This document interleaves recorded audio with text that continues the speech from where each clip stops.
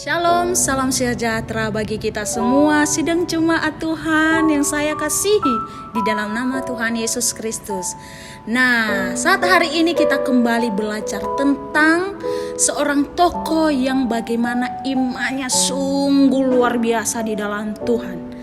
Tentu Bapak Ibu Saudara-saudari terkasih dalam nama Tuhan Yesus Kristus enggak asing dengan yang namanya Ayub.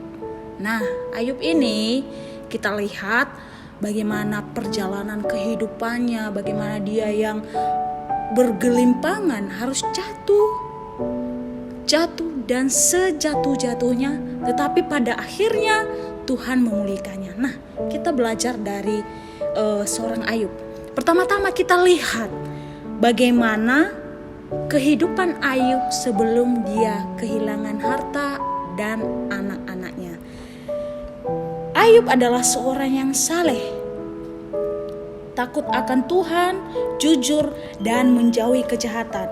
Ini ciri-ciri orang yang zaman sekarang jarang sekali kita temukan dalam pribadi Ayub ini.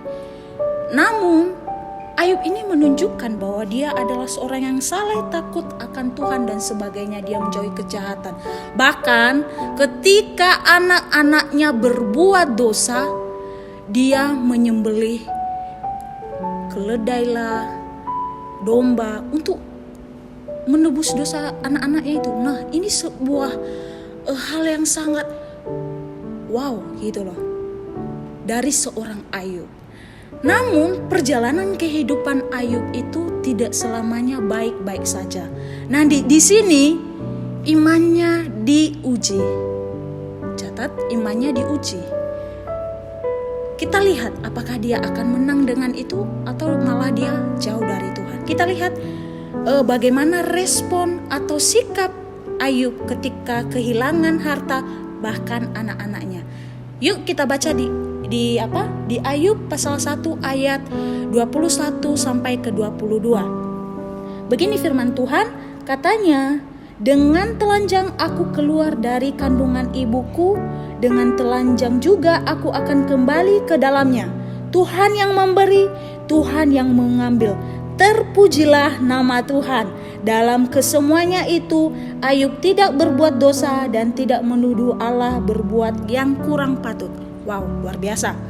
Ini respon Ayub ketika dia kehilangan harta, bahkan ketika dia kehilangan anaknya. Kedua, masa atau puncak pencobaan di dalam kehidupan Ayub, yaitu ketika istrinya, sosok atau seseorang yang seharusnya menemani dia dalam suka maupun duka, menggoyahkan iman Ayub. Kita lihat di pasal 2 ayatnya yang ke-9. Maka berkatalah istrinya kepadanya, "Masih bertekunkah engkau dalam kesalehanmu? Kutukilah Allahmu dan matilah." Wow, harusnya seorang istri yang mendukungnya itu malah membuat dia kutukilah Allahmu itu dan matilah. Namun apa yang kita dapatkan atau apa yang patut kita lihat ketika Ayub merespon istrinya? Kita lihat ayat selanjutnya.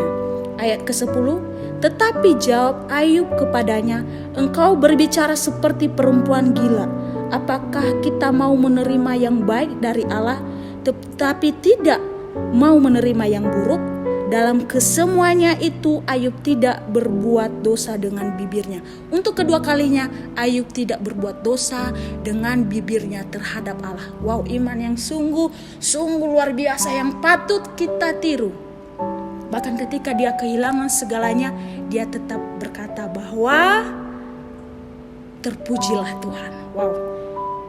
Nah, ketika kita melihat serangkaian atau sepenggal kisahnya, ada hal yang perlu kita pelajari bahwa satu, Ayub paham dinamika kehidupan yang Tuhan beri itu baik. Kedua, dia percaya kalau Tuhan memberi, Tuhan juga bisa mengambil. Berarti Ayub percaya, Ayub memiliki iman bahwa Tuhan mampu melakukan segala sesuatu.